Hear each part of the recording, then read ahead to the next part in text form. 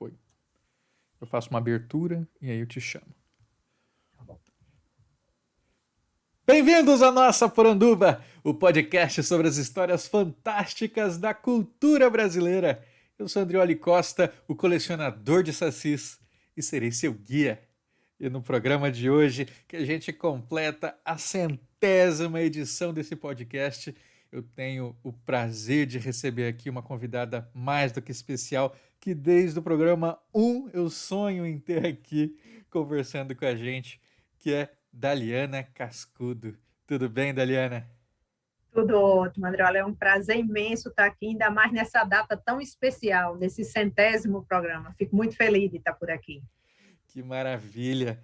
Daliana, né, tem esse sobrenome não por acaso, e a gente vai conversar hoje bastante sobre Luiz da Câmara Cascudo, sobre o Instituto Ludovicus e, claro, né, sobre folclore, que é esse grande tema aqui que nos atravessa, nos apaixona.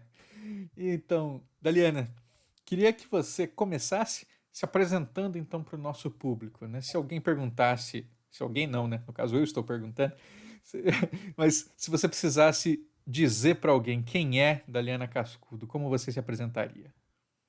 A neta de Câmara Cascudo, que para mim é uma honra imensa, é um privilégio grande, né? Todo mundo me pergunta o que eu sinto, é um peso pelo que a gente tem que levar desse legado, né? Mas é um orgulho, Andreoli, maior do que tudo, né? E presidente do Instituto Câmara Cascudo, nosso Ludovicus, que é a instituição onde a gente mantém essa memória e esse legado. Então, aqui é a casa onde ele morou por quase 40 anos, e aqui no Instituto a gente tem todo o acervo museológico dele, é uma casa biográfica, Andreoli, e também o seu acervo bibliográfico, sua biblioteca particular, também está aqui. Então, além de ser um local de visitação, também é um local de pesquisa. Então, ser presidente dessa instituição, a primeira presidente foi minha mãe, e agora sou eu e a minha irmã como vice-presidente, é uma honra imensa. Eu acho que não tem definição melhor. E você falou muito bem, né, sobre esse legado do Câmara Cascudo. Tenho certeza que muitos do que nos escutam aqui conhecem quem foi esse grande pesquisador, mas por acaso, se alguém caiu aqui de paraquedas, eu queria que você dissesse para a gente, então, quem foi Câmara Cascudo? Eu acho que um dos maiores folcloristas que a gente teve aqui no nosso país, e eu acho que talvez a maior definição para ele, Andreoli, seja um desbravador, né? Em uma entrevista que ele deu, ele disse que abriu a primeira picada no mato. Olha que coisa linda. Então, foi um desbravador numa época que o folclore não era reconhecido como ciência, não era talvez digno de estudo, como se dizia na época, e ele é o grande desbravador dessa ciência do folclore, e é quem nos mostra, eu acho que muito do que nós temos hoje de identidade enquanto povo, enquanto cultura brasileira, vem da obra cascudiana. Então, é um grande desbravador e talvez um dos grandes descobridores do Brasil e da nossa identidade, que hoje a gente tanto reafirma essa identidade.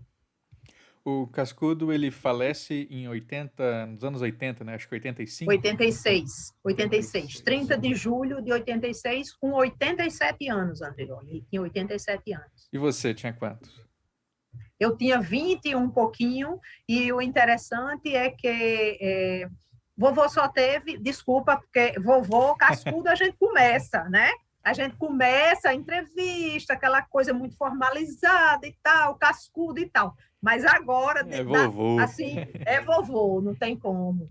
Então, assim, ele teve 2 filhos, a minha mãe, Ana Maria, e o meu tio Fernando, e mamãe casou e ficou morando aqui nessa casa, onde eu estou hoje. Eu estou no Instituto, falando com você daqui do Instituto. A gente está fechado ainda, mas a gente mantém aqui a parte interna. Então, ela casou e ficou morando aqui nessa casa com ele. E nós, netos, eu, a minha irmã Camila e meu irmão Milton, tivemos o privilégio de conviver com ele, morar aqui nessa casa. Então, toda a minha infância e a minha adolescência foi aqui nessa casa junto com ele. Então, não era um avô, Andreoli, que eu visitava como normalmente é, né? Não, era um avô que eu convivia diariamente. Então, eu tive esse privilégio também dessa convivência tão estreita com ele. Dália foi a esposa dele. Dália, minha avó, e Ana, mamãe. E Uhum. foi ele, Andreoli, que foi o responsável pelo meu nome, Daliana, né? Ele que fez a junção da Dália, que é vovó mais Ana, e criou o Daliana. Mas tem uma história curiosíssima, tem várias histórias curiosas dele. Mas ele, eu já adolescente aqui nessa casa, ele me chamou na biblioteca com os Lusíadas de Camões na mão, né? Nossa. Era até uma edição em quadrinhos, eu lembro muito bem disso. E disse, minha filha, olha o que eu descobri aqui. Eu disse, o que foi, vovô? Ele disse, existe uma ninfa aqui chamada Daliana, nos Lusíadas. Aí eu, tolamente, né, disse assim, vovô, então quer dizer que você se baseou em Camões para me dar esse nome? Ele disse, não, de jeito nenhum. Camões me plagiou. Quer dizer, ele é que tinha criado o nome. É típico dele esse bom humor. Falando de bom humor, né? Eu vi uma foto clássica assim do escritório, né, onde ele trabalhava, que era o professor Cascudo só atende depois do meio-dia. Não, o professor Cama Cascudo não recebe pela manhã. Não É recebe muito pela manhã. engraçado. Essa placa, Andreoli, que realmente tinha, é uma placa já dos anos 60. Vovô aposentou-se, né, da Universidade Federal na década de 60, se eu não me engano, 65. Ele foi professor a vida toda, foi professor da Universidade Federal, ensinava Direito Internacional Público e se aposentou. E aí, a partir desse momento, a rotina dele era o seguinte, ele trabalhava a noite inteira, ele virava a noite, era a hora que ele mais produzia. Então, na biblioteca, a maquininha, você escutava a noite inteira. Pela manhã, ele dormia, né? Então, quando a gente, neto, estava saindo para o colégio, de manhã, ele estava indo dormir. Nossa, Então, ele então era a noite acordava, inteira mesmo. a noite inteira mesmo. Então, ele acordava meio-dia, ele almoçava e recebia as pessoas a parte da tarde, né? Então, por isso que o professor Câmara Cascudo não recebe pela manhã. Era assim a rotina, mas já isso a partir dos anos 60, 65, alguma coisa assim. Ele era acessível? Demais. Demais. Andreoli, dentro dessa casa, eu me lembro de entrar. Antigamente a gente não tinha esse tipo de medo que a gente tem de trancar a casa, de fechar, né? Então o portão lá de baixo era sempre aberto. Então, eu me lembro de pessoas entrando para trazer um peixe aqui do canto do mangue, que o vovô adorava peixe. Para ele, a gente estava almoçando, de repente chegava alguém trazendo esse peixe ou um pescador que vinha aqui também para trazer alguma informação que ele pedia, porque era uma fonte de pesquisa para ele, né? Então, ele queria conversar com as pessoas, porque isso era um material de pesquisa para ele. Ele é um grande precursor do que a gente chama hoje de pesquisa de campo, né? E recebia todos os alunos, diziam, Andreoli, que quem vinha a Natal tinha que visitar 2 monumentos aqui na cidade. Um era o Forte do Reis Magos e o outro era Luiz da Câmara Cascudo. Então, quem você puder imaginar de presidente da República, a Roberta Close, que teve nessa casa, todos vinham visitá-lo e ele recebia com todo o carinho e com toda a acessibilidade. Era muito acessível e muito bem-humorado. Gostava muito de brincar, viu? De fazer piada com as pessoas, demais. O nosso ouvinte aqui, o Maurício da Fonte Filho, ele pergunta se tinha algum causo que o Cascudo gostava de contar muito, assim, que ele repetia sempre. Não era nenhum caos, era, na verdade, uma superstição que ele criou, né? No gabinete de trabalho dele. É interessante que essa superstição não existe ligado a esse santo, né?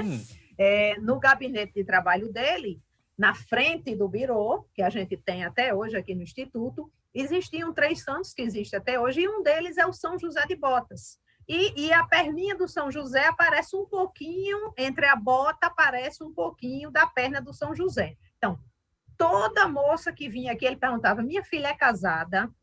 Se dissesse que era casada, pronto, acabou aí, ele não dizia mais nada.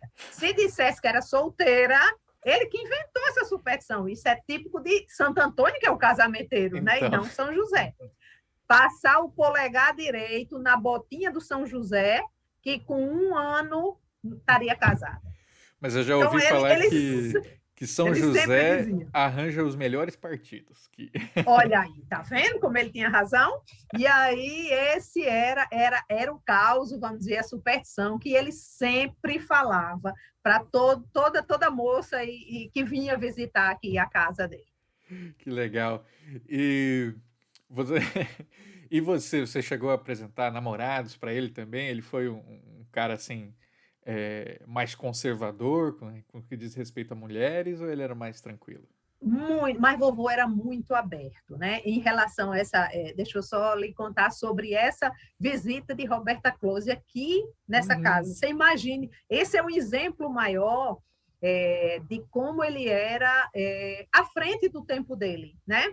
Eu lembro que ela veio desfilar aqui em um desfile de modelo que tinha, ela não tinha feito nenhum tipo de cirurgia ainda, e visitou, né? Ele foi apresentado, que era uma modelo, ele vovó estava presente, acho que o desfile era até organizado por mamãe, e ele atendeu e tudo, deu beijinho e tudo. Quando saiu, comentou com vovó, Dália, que moça bonita, né?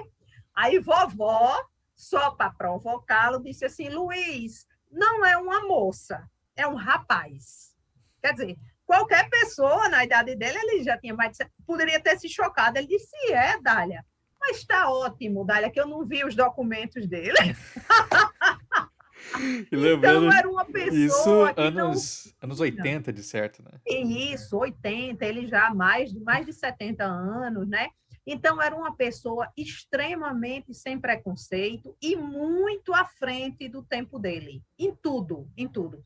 Não poderia ser diferente, Andrioli, para estudar a cultura popular e para estudar todas as suas vertentes, se fosse uma pessoa preconceituosa e reticente em relação às coisas. Então, era extremamente aberto e muito compreensivo com tudo, toda a realidade, toda a modernidade que chegava para ele, né? Era impressionante. E isso é bem interessante você falar, porque ainda hoje, infelizmente, a gente vê gente que se interessa em estudar a cultura popular, mas né, tem aquele olhar assim de que não, eu sou diferente, eu não sou parte desse povo que eu estou estudando. Povo são eles, né? São essas pessoas Exato. aí que estão distantes de mim. E o Cascudo, então, ele tinha essa visão mais integradora. Muito. Então, quando ele escreve, eu acho que uma coisa que ainda hoje a gente vê um preconceito muito grande com religião afro, né? A gente vê coisas absurdas, como coisas agressivas, depredação. Aqui a gente tem um estátua da Iemanjá, que fica aqui numa praia nossa, que sofre frequente depredação, de quebrar o bracinho, Ah, etc. Coisas absurdas, não só aqui, né? E ele, quando escreveu o livro Meleagro, que é um estudo fenomenal sobre o catimbó, isso na década de 50, ele ia nas sessões, sentadinho num banco, pesquisar, né, anotar ao vivo, né, o que ele estava vendo, e ele, uma vez, dá um depoimento pedindo desculpa porque o livro não ficou tão bom quanto ele gostaria. Olha só, André, olha. Porque a polícia vinha, né? hum, A polícia vinha reprimir e aí saía todo mundo correndo, inclusive ele com seu ah, banquinho e suas anotações, você imagine só. E ele estava lá, né? E ele estava presente e próximo, porque realmente ele achava que para pesquisar ele teria que estar presente junto ao povo. Essa coisa só do gabinete, uhum. ele tinha uma pesquisa bibliográfica muito consistente, mas era indispensável para ele essa convivência, né? Essa proximidade que ele fez em praticamente todas as obras que escreveu. Não sei se você vai saber dizer pra gente, mas sobre essa forma de pesquisa do Cascudo, né? Ele colhia as histórias também diretamente da boca do povo, ou era mais ele recebia cartas das pessoas, era troca de correspondência? Como é que ele juntava essas histórias? Não, a maioria das histórias ele colhia realmente das Ah, é? pessoas, né? Da convivência dele, seja a convivência em casa com o pai, com a mãe, com a tia, com amigas, como de pessoas. Vovô é interessante. Ele nasceu, Andreoli, aqui em Natal, mas ele é uma história que pouca gente sabe. Ele teve 3 irmãos anteriores a ele, né? E todos 3 faleceram pequenos, de difteria, de croup, como se chamava antigamente. Então, o vovô foi o único que sobreviveu. Isso foi determinante, ao meu ver, na trajetória de vida dele. Primeiro, porque ele foi criado extremamente com cuidados. É interessante essa dicotomia. Em Natal, ele era muito fechado, não podia sair na rua, não podia, né? Não podia levar sol, não podia levar sereno, né? Porque tinham medo que ele adoecesse. Com isso, ele foi para o mundo dos livros muito cedo. Então, ele aprendeu a ler praticamente sozinho, com 7 anos, lendo uma revistinha da época que se chamava Tico Tico, e sempre leu muito, né? Ele se interiorizou. Mas, ao mesmo tempo, o que é que acontecia? Os pais eram do interior do Rio Grande do Norte, aqui do sertão brabo do Rio Grande do Norte, um município chamado Campo Grande. E ele ia para esse sertão porque se achava que mudava os ares, então ia fortalecê-lo. E tudo que ele não fazia aqui, ele fazia lá. Então, lá, esse sertão, aí já é uma interpretação minha. Eu acho que esse sertão foi o grande estopim na cabeça dele. Ele diz que viveu num sertão de açude, de caçar ribaçã, de pescar, de subir nas árvores. E também, ao meu ver, todo esse mundo, todo esse imaginário que ele traz para próximo dele, ele, ao meu ver, uma interpretação totalmente pessoal.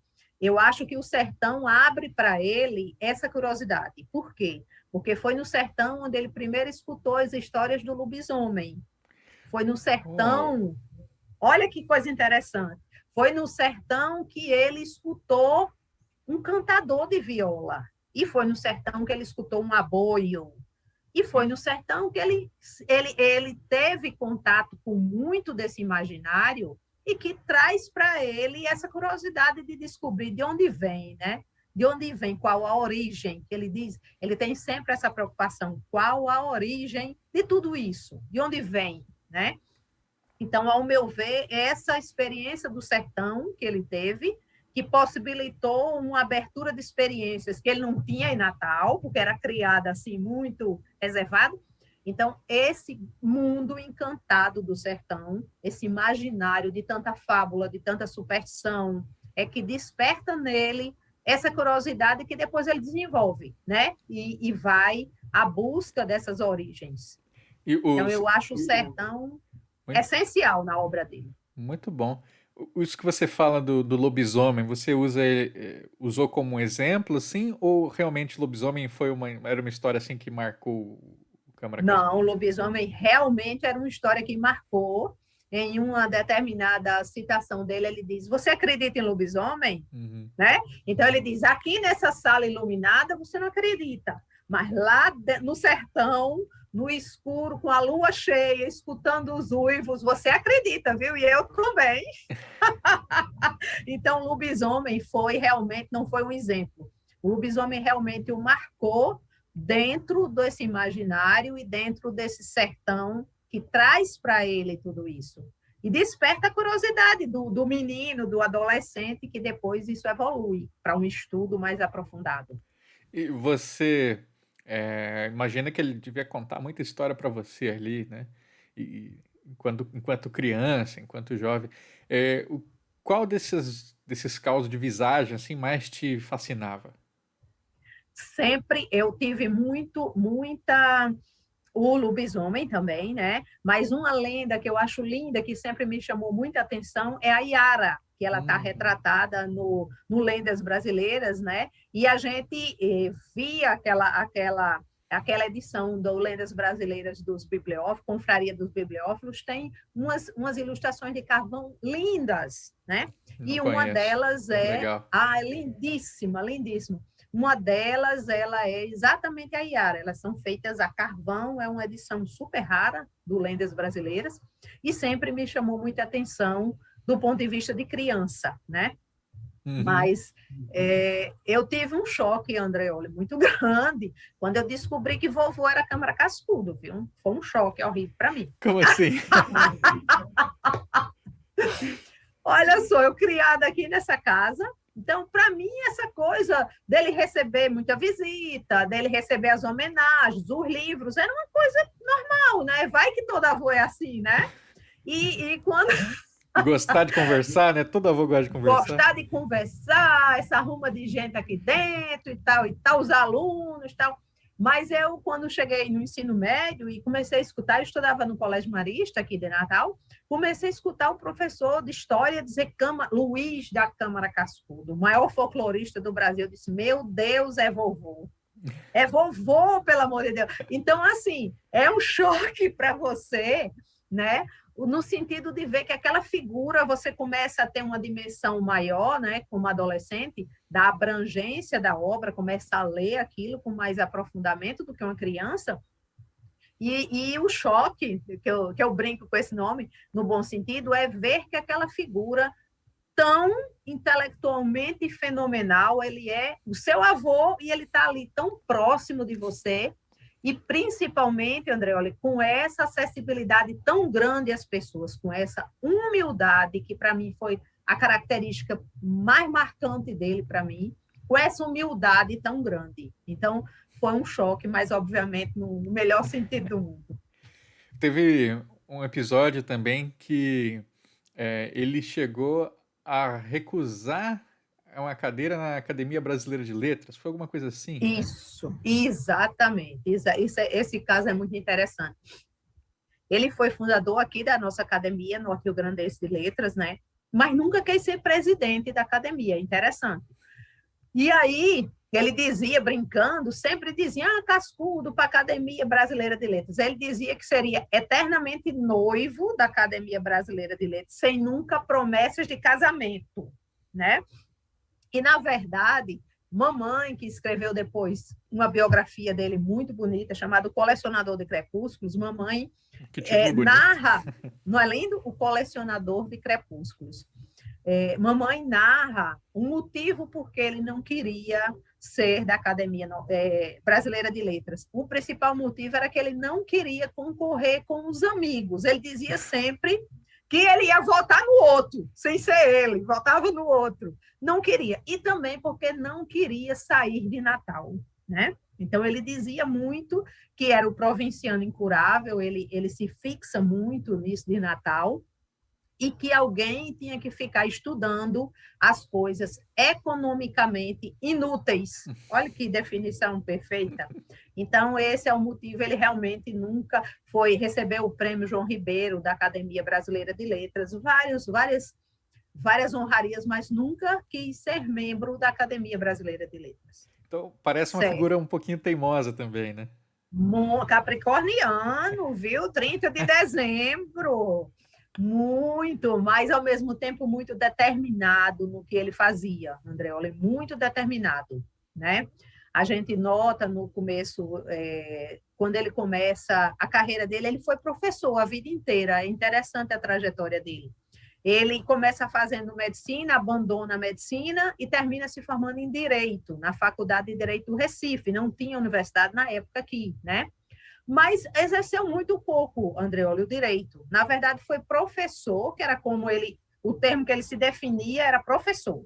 Uhum. Foi professor a vida inteira, de um colégio muito tradicional, que ainda existe aqui, chamado Ateneu Norte Rio Grandense. E aí é muito interessante que ele ensinava história, né? História geral.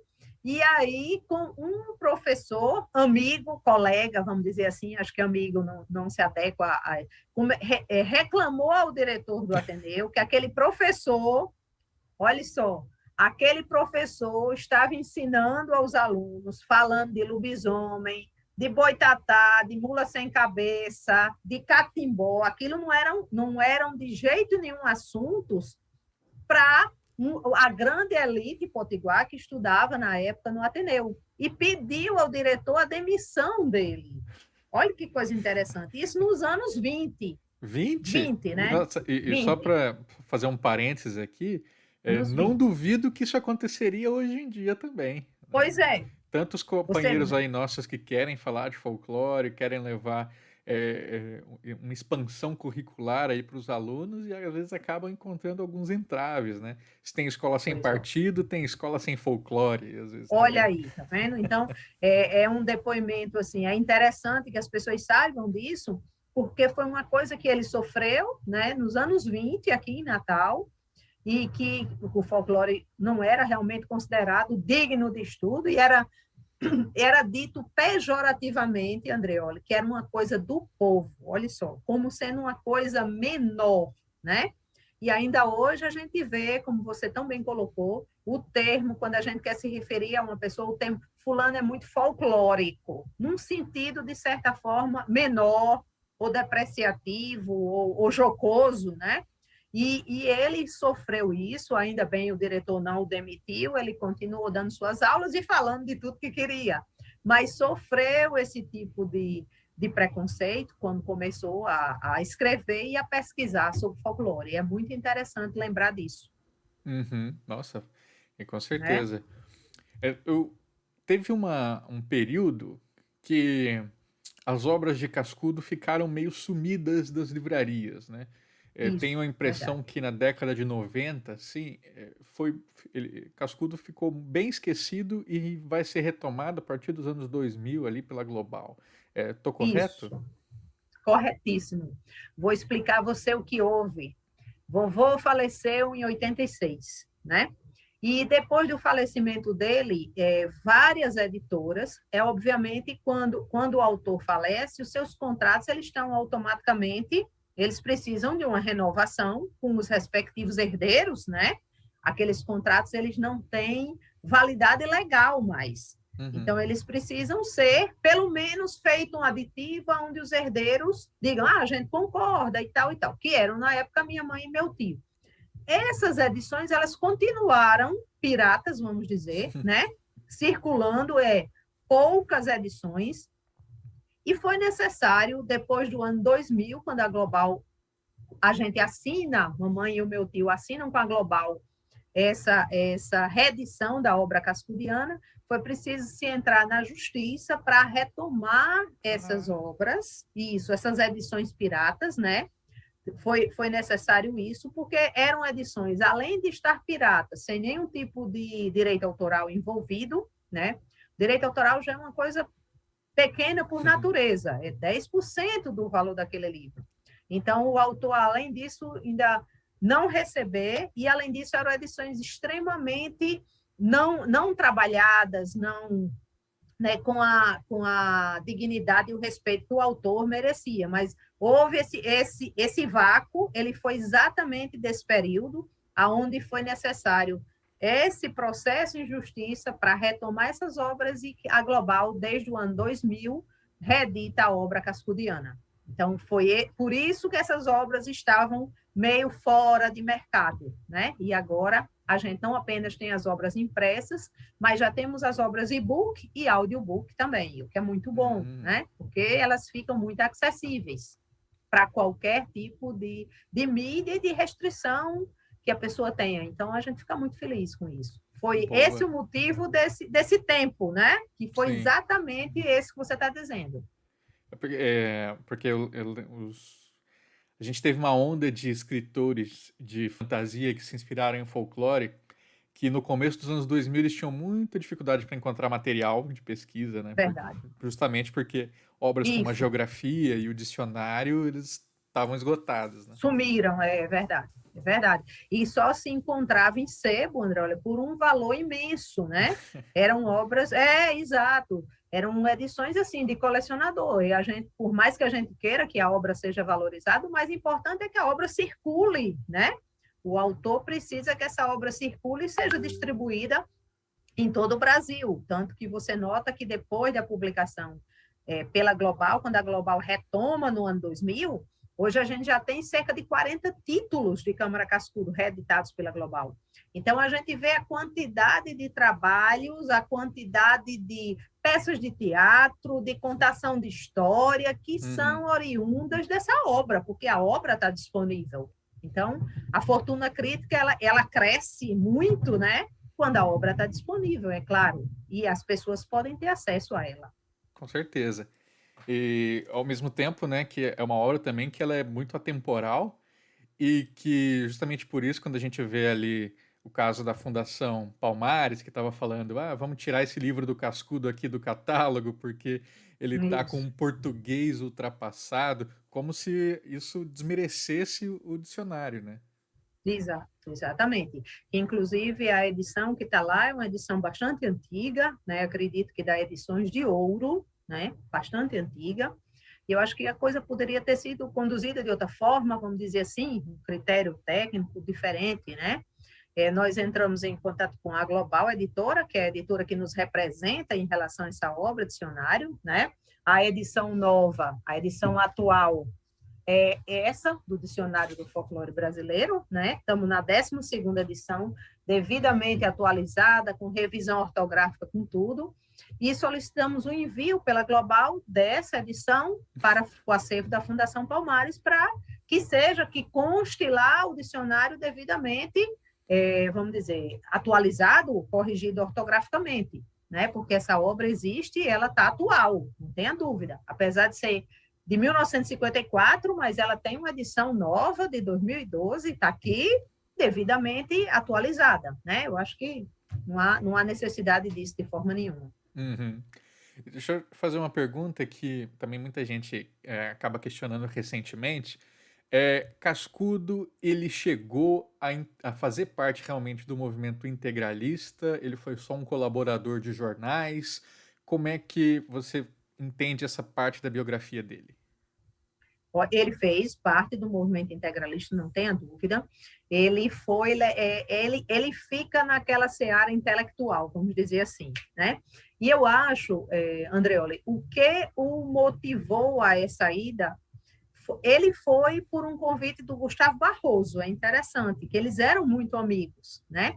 E ele coincide com um momento onde ele está buscando essa identidade nacional e ele vai muito para afirmar essa identidade enquanto Brasil, enquanto valores brasileiros, né? Uhum.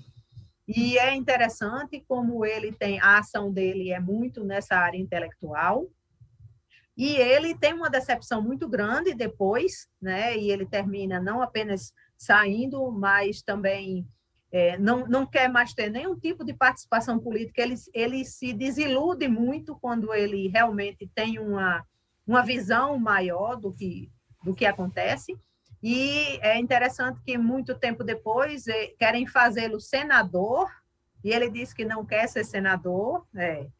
Ele não quer ser senador porque os eleitores dele não votam. Até o próprio Getúlio Vargas é que queria fazê-lo senador, é interessante.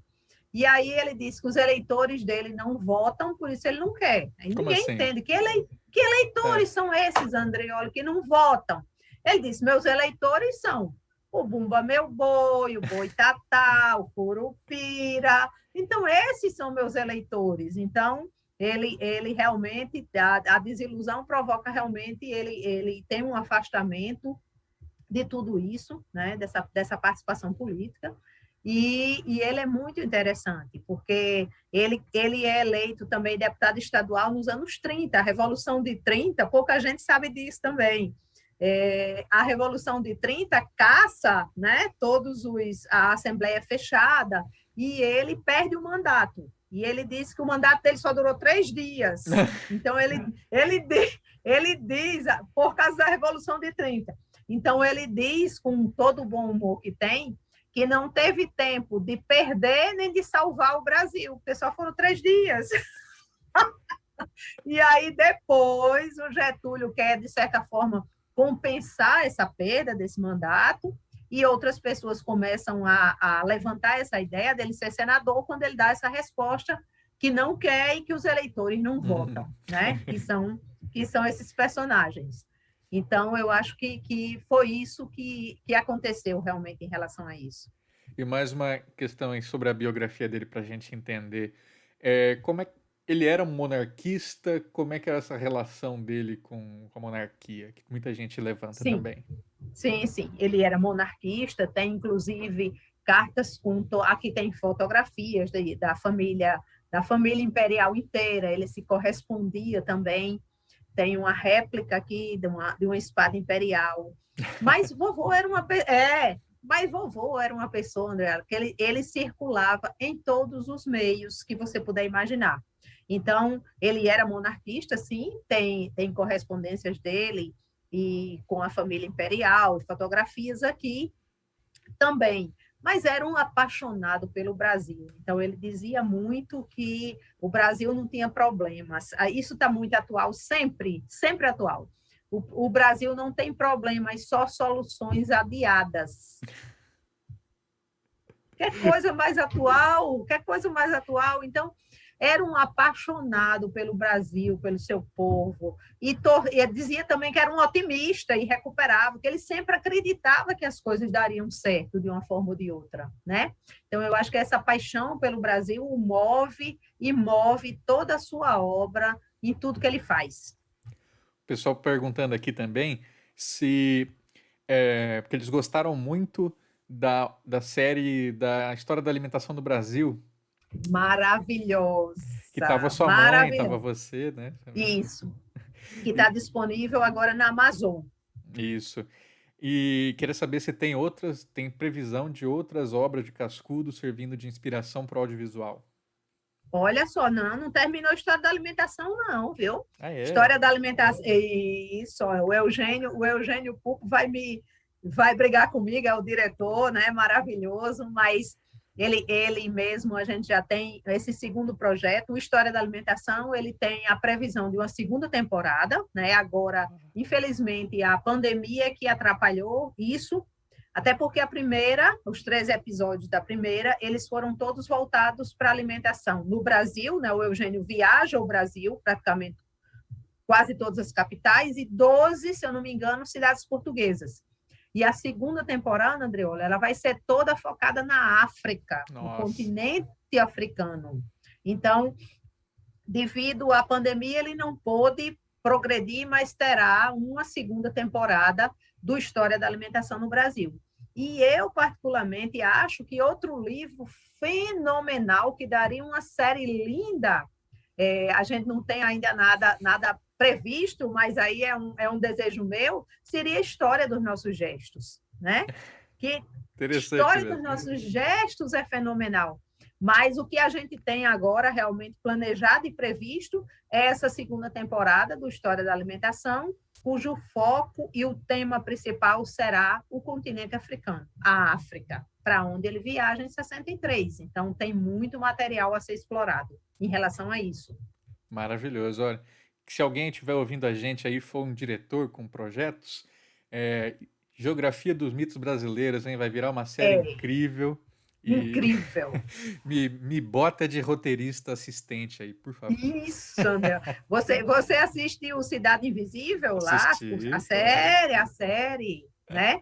Eu acho que foi muito interessante, né? Eu acho que trouxe para as pessoas que não têm esse conhecimento maior de folclore, eu acho que despertou uma atenção, né, Andreoli? Eu acho que Uhum. trouxe, eu vi muita gente criticando determinados modernismos, vamos dizer assim, mas eu acho que a função maior da série foi trazer esses personagens para próximo, né, das pessoas. Quando é que você estaria escutando as pessoas estão conversando sobre Curupira, né, como não é, sobre a Iara. Então, eu acho que foi muito válido também e achei muito feliz também a abordagem que a série deu a esses personagens, trazendo não uma coisa, vamos dizer, infantil, mas com um toque do terror, do suspense, né? Uhum. Trazendo esse imaginário carregado desse sentimento. Que quando você lê o Geografia dos Mitos, você vê que esse sentimento ele existe, né? Do terror, do medo, aliado a alguns mitos. E eu achei que ele foi muito feliz, o Carlos Saldanha, quando trouxe isso, né? Para a série, para o Cidade Invisível. Com certeza. E o folclore às vezes é muito ligado a esse universo infantil, né? É, Isso, por outro lado, eu acho interessante quando a Global lança os livros do Cascudo versão para crianças, né? O Lendas para criança. Brasileiras e tudo mais, porque o texto dele é né? Mais dificinho, assim, né? Sim, Ele usa umas sim, expressões mais difíceis, assim, mas ainda pelo tema a gente consegue envolver e encantar, né? isso. Mas, na verdade, os contos tradicionais do Brasil, né? Esse aqui, eles foram retirados alguns contos, como Maria Gomes, como A Princesa de Bambu Luar, Uhum. que geraram aquele livrinho, e aquele livrinho, Andreola, ele trouxe uma coisa muito interessante.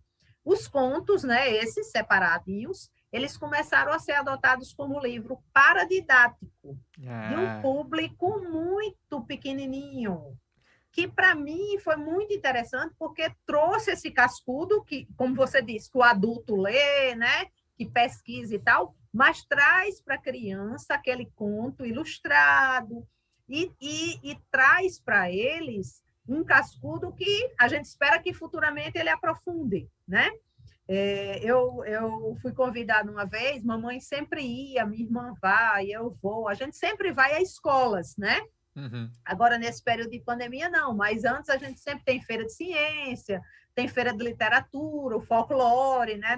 Na semana que envolve o 22 de agosto, sempre tem alguma coisa e a gente é chamado. E aí eu fui chamada para participar de uma dessas feiras, né, ligadas a folclore, que homenageava Tamara Cascudo, para dar uma palestra, imagine só. Aí eu perguntei, graças a Deus eu perguntei, me diga uma coisa, e a faixa etária dessas crianças, qual é? Né? Para eu saber que tipo de material eu ia falar. Me disseram 4 anos. Eu disse, pronto, a Nossa, palestra acabou aí. 4 anos. Catraz é Eu disse, difícil. bem, Eu já, bem, eu não vou dar palestra nenhuma, né, Andreola? Eu vou conversar, eu vou conversar. Aí, bem, fui, 4 anos, eu fui conversar. A primeira decepção deles, imensa, quando me apresentaram, foi que eu era neta de cascudo. Eles esperavam criança do tamanho deles, a neta, Ah, né? netinha. Entendeu? A neta na cabeça deles era uma criança, André. Chego eu, a véia desse jeito. Bem, ave Maria. Mas enfim, tudo bem. E aí estavam todos sentadinhos, né, de 4 anos realmente, e atrás deles eles tinham desenhado o Câmara Cascudo e as lendas. E aí eu fiz uma pergunta, Andreoli, que até hoje, para mim, é a maior definição, é a mais perfeita definição que pode existir de Câmara Cascudo. Foram eles que me deram. E vinham porque justamente as professoras liam para eles esses contos ilustrados, A Princesa de Bambu Luar, Maria Gomes, etc e tal. Papagaio Real. E aí eu perguntei, vocês sabem quem é Cascudo? Aí eles disseram, sabe, todo mundo, né? E eu disse, quem é Cascudo? E eles me respondem, o homem que contava as histórias. Olhe só, o homem que contava as histórias, André, olha, é perfeito. Ele ia ficar, eu acho que ele ia se sentir muito feliz, porque o que ele fez a vida toda? Não foi nos contar as histórias? Está aqui os contos, os mitos, as lendas. Ele contou essas histórias a gente. Na verdade, ele as recolhe e nos conta, registra e nos conta. Então, essa definição das crianças de 4 anos, para mim, Adorei. acadêmico nenhum me deu ainda essa definição, e para mim é perfeita. O homem que contava as histórias. Muito Perfeito. lindo. Tem algum livro do Cascudo que ainda não foi lançado? Reeditado, você diz? Agora. Não, Ou inédito, do tipo inédito? manuscritos Inédito. que estão aí com vocês só e que ainda não foram organizados. Sempre algumas pessoas me perguntam sobre alguns livros que não foram inéditos. A gente, há pouco tempo, não, há algum tempo, a gente descobriu 2 inéditos aqui no Poxa. Instituto, e isso. Um se chama A Casa de Cunhaú, que ele escreveu sobre a família Albuquerque Maranhão, daqui do Rio Grande do Norte, que está ligada ao massacre de Cunhaú. Foram até beatificados há um tempo atrás. E outro livro chamado, todos dois escritos na década de 30, 33, se eu não me engano, e outro chamado No Caminho do Avião, aonde ele, como repórter, registra, esse livro é muito interessante, ele como repórter, que o vovô foi jornalista há muito tempo, ele registra a vinda dos pilotos e hidroaviões aqui a Natal. Natal era um ponto da travessia, né? Hoje, inclusive, está havendo uma live muito interessante sobre Jean Mermoz, que fez a primeira travessia do Atlântico, né? Passou 21 horas no hidroavião, ele é um piloto francês, e ele faz essa travessia trazendo o correio aéreo. E Câmara Cascudo resiste à vinda desses pilotos, né? De 22 a 33, chamado No Caminho do Avião. Foram 2 livros inéditos que foram lançados entre 2007 e 2008. Mas a gente está, Andreoli, sempre buscando mais coisas, porque o acervo dele, a gente digitalizou o primeiro projeto grande do Instituto, nós passamos 3 anos e digitalizamos com uma empresa daqui do Rio Grande do Norte 15 mil correspondências. Então, a gente tem digitalizado que ele recebeu 15 mil cartas. Esse material é disponível para pesquisa aqui no Instituto e já rendeu muitos trabalhos acadêmicos envolvendo esse acervo. Inclusive, foi publicado em 2011 esse livro da correspondência de Cascudo e Mar de Andrade, que é um livro fenomenal, né? E aí a gente tem muito material inédito dessa correspondência, né? Mas, além desses 15 mil da correspondência, a gente tem um acervo documental imenso de anotações manuscritas, de rascunho, que a gente vai entrar também nesse processo de digitalização desse material, uma vez que esta carta já foi concluído, e quem sabe não se descobre sempre mais algum inédito, né? Tudo é possível. E se tratando de Cascudo, meu amigo, o céu é o limite, viu? E o romance, o único que ele escreveu foi o Canto de Muro? O Canto de Muro. O Canto de Muro foi o único que ele escreveu. Ele, inclusive, era muito reticente, não queria publicar, né? Ele escreveu e guardou numa gaveta. Depois, o Diógenes da Cunha Lima, que era muito amigo dele, é presidente hoje da nossa Academia de Letras, é que insistiu para ele publicar. Ele queria publicar com pseudônimo, não queria publicar com o nome dele, olha que engraçado. Mas depois o Diógenes, não, você vai publicar com o seu nome, sim. E é um livro muito singular, né? Muito diferente, André, do resto que ele escreveu. Eu fui ler e eu falei, nossa, mas que estranho, porque ele começa a dar uma aula de biologia sobre os animais enquanto está contando a história deles. Isso. Ele tem obras que a gente fica muito pensativo sobre essa obra. A outra obra, que eu não sei se você conhece, que não é uma obra folclórica, talvez a gente possa dizer que é uma obra filosófica, é o Prelúdio e Fuga do Real. Eu vi que tem isso em e-book na Amazon, gratuito, né? Tem. O Prelúdio e Fuga do Real, então aproveite, porque a Amazon bota, né, e depois tira. O Prelúdio e Fuga do Real é um livro muito, muito diferente também, é como o Canto de Muro. Na verdade, são diálogos imaginários que ele tem, olha só, que aí ele escolhe os locais. O personagem pode vir aqui nessa casa, conversar com ele pode se encontrar num hotel, ele pode se encontrar no saguão do aeroporto, numa viagem. E quem são esses personagens? Quem você puder imaginar. Então, ele conversa com Maria Madalena, ele conversa com Dom Quixote, nossa, ele conversa com Ramsés. Então, nesse diálogo, tanto ele traz para você muito desse personagem, como ele também se mostra muito, né? Tem uns acadêmicos que estudam a obra dele do ponto de vista autobiográfico, que acham que o Prelúdio e Fuga do Real é um livro muito autobiográfico, que ele termina nesses diálogos se mostrando muito e mostrando muito a visão que ele tem da vida, né? Do mundo como um todo. É um livro muito diferente, muito interessante. Já tem uma edição nova, como você disse, através da Global Editora. Prelúdio e Fuga do Real. Muito legal. Agora, para a gente ir se encaminhando para o fim, sobre novos projetos, vocês têm interesse, assim, em, por exemplo, novas mídias, uma exposição mais digital, Cascudo dentro de aplicativos de celular? São coisas que passam na cabeça de vocês? Com certeza, com certeza.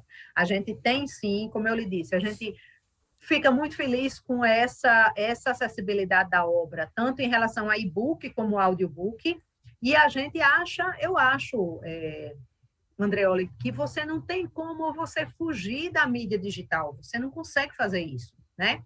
A nossa casa, o Instituto Câmara Cascudo, é um prédio tombado, né? A gente não pode interferir muito, mas a gente tem um projeto Agora, quando reabrir, a gente vai retomar. As coisas ficaram todas muito suspensas, né, Andreoli? Com essa pandemia, parece que a vida entrou num suspense e a gente, agora que vai, aos poucos, retomando, mas a gente tem interesse em fazer uma coisa mais digital, uma exposição mais interativa dele aqui, na nossa área de exposição temporária. E as mídias digitais e o acesso a essa obra, temos todo o interesse que Cascudo esteja, como diz ele, no meio do mundo, né? Quanto mais ele for acessível para a gente, é muito interessante. A gente é muito aberto a projetos novos que envolvem ele. Há um tempo atrás, eu não lembro como era o nome, mas teve um videogame, eu não sei se você sabe disso, que era baseado no Geografia dos Mitos brasileiros. Eram os personagens do Geografia dos Mitos. Não lembro o nome do videogame. Depois vou procurar para lhe dizer. Mas ele dizia que era baseado no Geografia dos Mitos e usava o labatute, inclusive mitos não muito conhecidos, né? E ele utilizava. Então, por que não, né? Por que não Geografia dos Mitos virar um videogame? Que coisa maravilhosa! Então, eu acho que é um universo muito rico, muito aberto, e que ele se presta a muitas leituras, realmente. A gente é super aberto. Eu acho que isso é que torna a obra imortal, né, Andreoli? Que ela esteja acessível. Sabe o que eu lembrei? Eu lembrei que tinha uma exposição de Cascudo no Museu da Língua Portuguesa quando ele pegou fogo, né? Isso. Que tristeza. Não, isso que você está dizendo agora é até triste a gente conversar, porque essa exposição, que ela era totalmente interativa no Museu da Língua Portuguesa, foi uma exposição temporária, né? Os responsáveis por essa exposição, pela montagem da exposição, o Museu da Língua, na verdade, cede o espaço, mas a responsabilidade de montagem é de quem se propôs.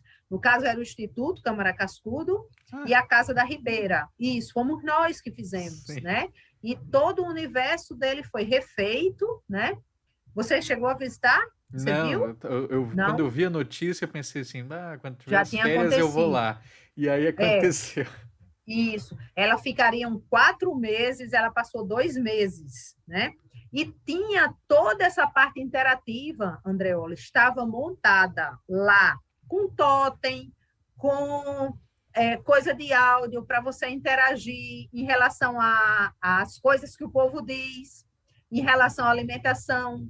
E a nossa, ninguém sabe muito disso, porque assim a gente não comenta muito sobre isso, mas os nossos seguintes projetos eram a itinerância, quando ela saísse do Museu da Língua Portuguesa, quando acabasse lá, que a exposição era nossa, né? Nossa, e da Casa da Ribeira, a nossa intenção é que ela itinerasse pelas capitais brasileiras e, num segundo momento, essa exposição viria para ficar permanente aqui no Instituto. Então, a gente iria um espaço, né, anexo, não dentro da casa, que, como eu lhe disse, é tombada, mas a gente teria um espaço interativo, olha que coisa maravilhosa, para ter essa exposição toda digital e toda interativa. E a gente sabe que é um material que, como usa muita tecnologia, é caro, precisa de um investimento alto, né? Até porque você faz, mas você precisa manter todo esse equipamento funcionando sempre, né? Não tenha dúvida. Mas vamos sonhar que a gente vai fazer isso, sim. A gente tem muito interesse nisso. Puxa, que maravilha. Então, Daliana, isso foi um prazer gigantesco falar contigo. Para mim também. Eu queria que você se despedisse, então, dos nossos ouvintes, mandando seus recados finais e deixando aí a palavra de Cascudo para quem quiser conhecer mais. André, olha, primeiro lhe agradecer muito, né? Pela honra de estar participando desse programa, né? O 100º não é para todo mundo, e desejar uma vida muito longa. Eu acho que a gente tem mais é que difundir esse folclore sempre, sempre. Temos que nos orgulhar, porque nossa cultura é extremamente rica, né? Dizer que quem vê a Natal, a gente vai estar reabrindo agora, e a gente espera ter a visita de vocês aqui no Instituto Câmara Cascudo, nessa casa biográfica que tanto fala dele, e a gente também está presente nas redes sociais, sempre procurando colocar algo alusivo à obra dele, e terminar com uma frase que ele diz, um períodozinho que ele diz, quando fez 80 anos, que é muito bonita e que fala muito é, de certa forma, um resumo, Andreoli, da vida dele e do que ele acreditou. Ele diz que quem não tiver debaixo dos pés da alma a areia da sua terra, não resiste aos atritos da vida. Acaba incolor, inodoro, insípido, parecido com todos. Esse era Cascudo.